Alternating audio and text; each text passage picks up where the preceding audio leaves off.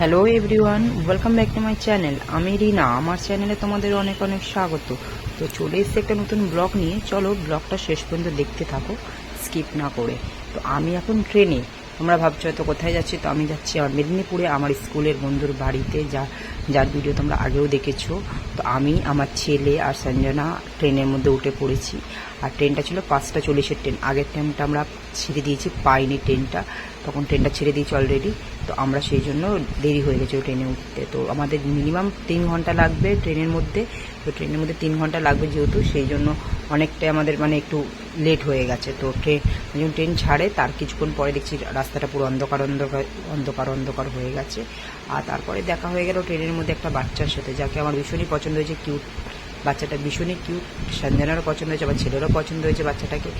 খুব ভালো, ভীষণ ভালো মেয়ে। ও জানেন তো ফোন কী জিনিস সেটাও জানে না, যেহেতু ও বাচ্চাটা না এক নর্মাল মতো। ও না ডাক্তার দেখাতে গেছিলো কলকাতায়। ওর মা ডাক্তার দেখাতে নিয়ে যায় প্রত্যেক মাসে বা 6 মাস অন্তর, এরম ডাক্তার দেখাতে নিয়ে যায়। তো বাচ্চাটা না আমাকে জিজ্ঞাসা করে তোমার বক্সে কী আছে। তো আমি বললাম আমার বক্সে গোপাল ঠাকুর আছে। তো ওর না বারবার করে গ্লাসটা বার করছিল, ঠাকুরের জামাটা ধরে টানছিল, তোমরা হয়তো দেখতেই পাবে, জামাটা ধরে টানছিল। জিজ্ঞেস করতে পারবে এটা কি ওকে বলছি আমি, এটা গোপাল ঠাকুর। তো বলছে এটা কি। ওর সাথে অনেকক্ষণ ধরে মজা করে কথা বলেছে, আমাদের ভীষণ ভালো লাগছিল। তারপরে ওর মায়ের সাথে একটু কথা বললাম। তারপর অনেকটা সন্ধ্যা হয়ে গেছিল বলে একটু মুড়ি মাখা উঠেছিল ট্রেনের মধ্যে, একটু অল্প করে একটু মুড়ি মাখা কিনে খেয়েছি। আর তারপরে না আমরা ঘুরছি, এদিক ওদিক একটু ঘুরেছি একটু। আর তারপরে হলো কি, আমরা বসে বসে ওর সাথে ছবিও তুললাম, আমাদের ভীষণই ভালো লাগলো ওর সাথে কথা বলে। তারপরে ফাইনালি আমরা বন্ধুর বাড়িতে অলরেডি পৌঁছে গেছি। তার পরের দিনই সকালবেলা আমরা বেরিয়ে পড়েছিলাম একটুখানি ঘুরতে আর ভিউটা দেখার জন্য। তো আমার ভীষণ ভালো লাগছিল দেখতে। তারপর ওই যে সম্পাদ ছেলে ছিল আগে, ও আমাকে দেখাতে দেখাতে নিয়ে যাচ্ছিলো যে মাসি এটাই দিকে এটা মেরাম বাঁশবাগান, এটা আর পুকুরটা ওদেরই পুকুর। ভীষণই ভালো লাগছিল দেখে, আমার তো বেশ ভালো লাগছিলো। আর শীতকাল তো বেশ আবহাওয়াটা বেশ ভালো লাগছিলো। সকাল সকাল উঠে পড়েছি, সকাল বলতে তাও কি 6টা বাজে, এরকম একটা ব্যাপার। হ্যাঁ, তো আমরা উঠে এদিক ওদিক ঘুরছি আর ও আগে আগে যাচ্ছে। এদিকে বাঁশবাগানও আছে, প্রচুর এদের এখানে বাঁশবাগান। আর দেখতে পাচ্ছি একটু দৌড়াদৌড়ি করছে, ভীষণ এনজয় করছি আমরা। তারপর হাসাহাসি করছি। আর সম্পাদ ছিল তো রেগে যাচ্ছে আমার উপরে, একটুখানি ওর সাথে একটু লাগিয়ে ওর পেছনে। তারপরে ফাইনালি আমি চা বানাতে চলে গেছিলাম। তো চা বানানো হয়ে গেছে দেখতে পাচ্ছ। তো চা বিস্কুট একটু সকালে আমার দরকার লাগে, সেই চা বিস্কুটটা একটু খাচ্ছিলাম। চা বিস্কুটটা খাওয়ার পরে তারপর আমি টিফিনের জন্য একটু লুচি চা বিস্কুটটা খেতে খেতে ভীষণ কটা গল্প টল্প হলো। তারপরে লুচি বানাবো, লুচিটা বানিয়ে আর ঘুগনিটা না সম্পা বানিয়ে নিয়েছিল। তার কারণ ওকে সকালবেলায় উঠে দেখছি সমস্ত কাজ বাজ ওর হয়ে গেছে।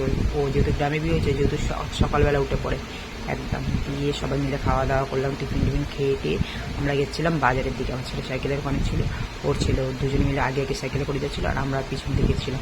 আমরা ছিলাম বাজার করতে, যে কী রান্না টান্না হবে না হবে। আর ওদের জায়গাটা ঘুরে তোমাদেরকে দেখাচ্ছিলাম। আমরা যেহেতু রাত্রিবেলা এসেছিলাম, তো আমরা ওদের বাড়ি এলো এইটা, তোমরা হয়তো দেখতে পাচ্ছ কিনা বুঝতে পারছি না আমি, আর ভালো করে প্রপারভাবে ভিডিওটাও করা হয়নি আমাদের। তো আমরা বাজারের দিকে এগাচ্ছি।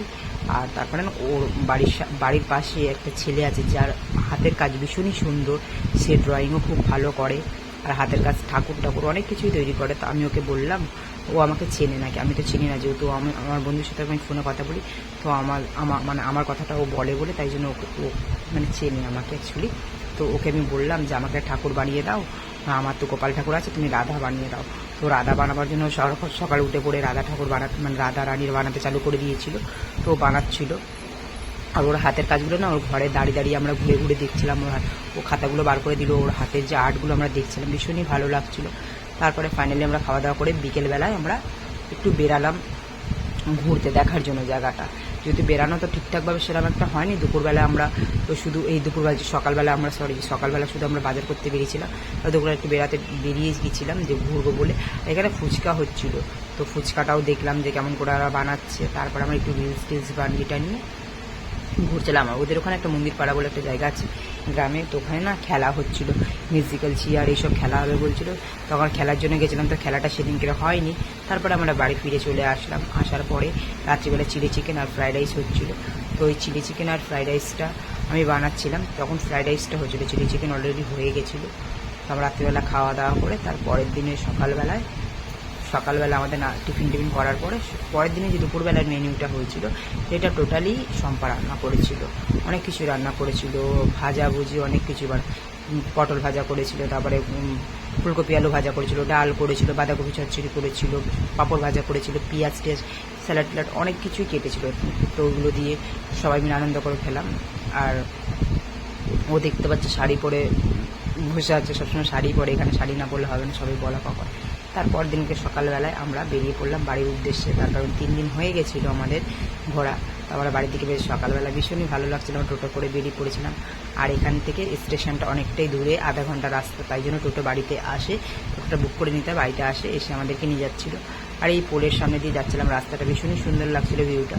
তা আমরা যেতে যেতে যেতে যেতে ভিডিওটা করলাম, দেখতেই পাচ্ছ। তারপরে ফাইনালি আমরা মেন রোডে উঠে পড়বো। তো মেন রোডে উঠে গেলেই মানে আর কিছুক্ষণ লাগবে, মিনিট 5 মতন লাগবে আমাদের স্টেশনে যেতে।